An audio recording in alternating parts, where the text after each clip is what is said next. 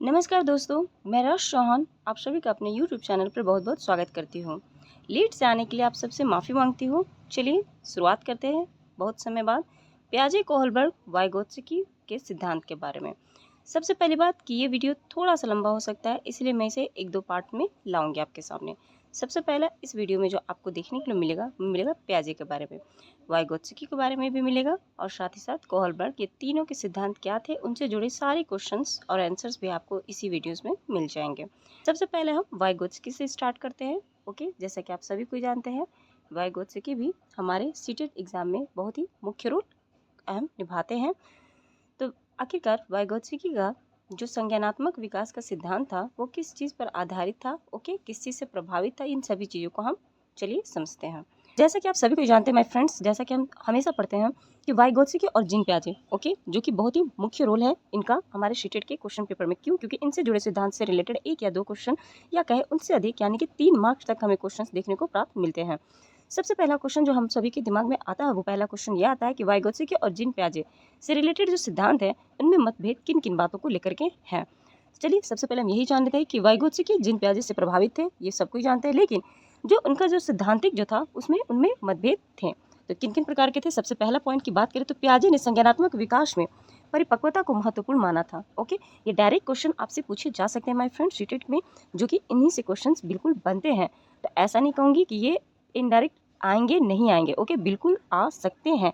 यदि आप इसे समझ ले तो ये घुमा करके भी आएंगे। वो आपकी सोच और आपके समझने पर डिपेंड करता है कि क्वेश्चन किस प्रकार से आते हैं। क्वेश्चन किसी प्रकार से पूछे, आप यदि इन चीज़ों को समझ लेते हैं तो आप बिल्कुल उनका आंसर दे देंगे, क्योंकि वो काफ़ी क्वेश्चन हार्ड होते नहीं हैं। ओके, चलिए सबसे पहले शुरुआत करते हैं। जैसा कि पॉइंट आपने देखा कि पियाजे ने जो जिनकी संज्ञानात्मक विकास का उन्होंने जो सिद्धांत दिया है, तो उनमें परिपक्वता को उन्होंने महत्वपूर्ण माना है। ओके, परिपक्वता को उन्होंने महत्वपूर्ण माना, लेकिन जो वाइगोत्स्की है उन्होंने सामाजिक कारकों, किनको? सामाजिक कारकों को और भाषा को, दो चीज़ों को ध्यान में आपको रखना है मेरे फ्रेंड्स। सामाजिक कारकों और भाषा को महत्वपूर्ण मानते हैं कौन? वाइगोत्स्की। ओके, लेकिन पियाजे इन दोनों को नहीं सबसे पहले प्राथमिकता दी, उन्होंने परिपक्वता को दिया। ओके, या मैच्योरिटीपन से दिया है। जिस प्रकार से बच्चे स्टेजेस वाइज बड़े होते जाएंगे उनमें मैच्योरपना आएगा, और वो एज के अकॉर्डिंग ही उनमें संज्ञानात्मक विकास भी बढ़ता चला जाएगा। सेकंड पॉइंट की बात करें माय फ्रेंड्स, तो सेकंड पॉइंट आपसे यही कहा था कि पियाजे ने जो संज्ञानात्मक विकास में सांस्कृतिक तथा शिक्षक की भूमिका को महत्वपूर्ण नहीं दिया है। ओके, जो सांस्कृतिक यानी कि जो संस्कृति या फिर शिक्षा की, इन सभी को उन्होंने ज़्यादातर महत्वपूर्ण भूमिका नहीं दिया। किन्होंने? पियाजे ने। लेकिन यदि वाइगोत्स्की की बात करें तो उन्होंने दिया है संस्कृति को भी, और साथ ही साथ शिक्षक को भी महत्व दिया है।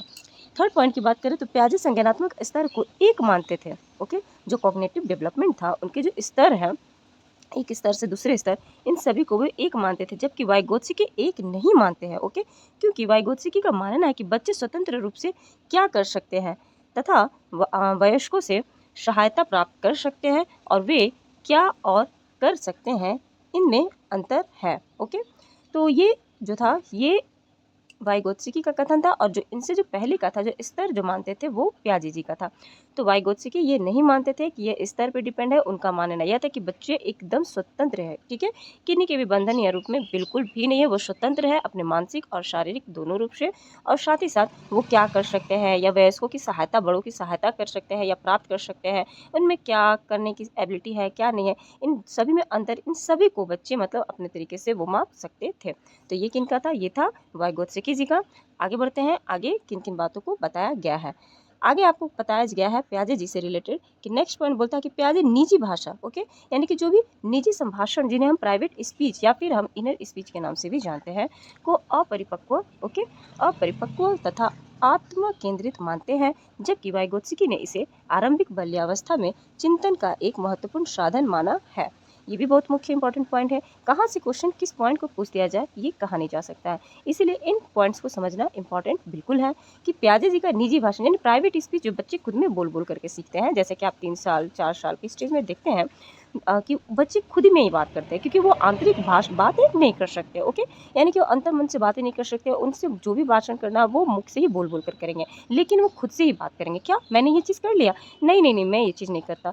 मुझे ये अच्छा लगता है, मुझे चप्पल पहनना अच्छा लगता है, हाँ, मैं जूता पहनना मुझे अच्छा लगता है, मुझे बाहर घूमना अच्छा लगता है, नहीं मैं नहीं जाऊँगा, मुझे ये चीज़ नहीं पसंद है। ये खुद में भी खेल-खेल में भी वो लोग अपने में भी बातें करते रहते हैं, ठीक है? जिन्हें प्राइवेट स्पीच या फिर इनर स्पीच के नाम से आप जान गए, इनर जो आंतरिक रूप से बातें करते हैं। तो ये प्याजे जी का था। लेकिन ये अपरिपक्व तथा आत्म-केंद्रित मानते थे इसको, लेकिन वाइगोत्स्की ने इसे क्या माना, आरंभिक बाल अवस्था में उन्होंने डाल दिया, सबसे शुरुआती दौर पे, ओके? और साथ ही साथ उन्होंने ये भी बोला कि आरंभिक बाल्यावस्था में चिंतन का ये एक महत्वपूर्ण साधन है। बच्चे सोच जिस प्रकार से उनके अंदर चिंतन करने की प्रक्रिया प्रारंभ होती है, वो सबसे महत्वपूर्ण साधन है ये जो प्राइवेट स्पीच है। ठीक है मेरे फ्रेंड्स, नेक्स्ट क्वेश्चन देखिए आपसे क्या कहता है कि आंतरिक मतलब नेक्स्ट पॉइंट कहता है आंतरिक संभाषण यानी कि जो भी निजी अपने प्राइवेट स्पीच है या फिर निजी संभाषण जिन्हें हम इनर स्पीच कहते हैं, तो ये सभी अब आत्मनियमन के लिए भाषा का उपयोग किया जाता है, तो इसे आंतरिक संभाषण कहते हैं। अब आप ये भी कहेंगे कि ये जो आंतरिक संभाषण है वो होता क्या है, तो आंतरिक संभाषण कहते हैं कि जैसे आंतरिक संभाषण या निजी संभाषण, इनर स्पीच जो अंदर अंदर जो स्पीच होती है प्राइवेट जो खुद का खुद से ही होता है, और आत्मनियमन यानी कि उसी को बोला जा रहा है। तो इन भाषा के लिए उपयोग की जाने वाली जो आंतरिक संभाषण है उसे ही कहेंगे, ओके।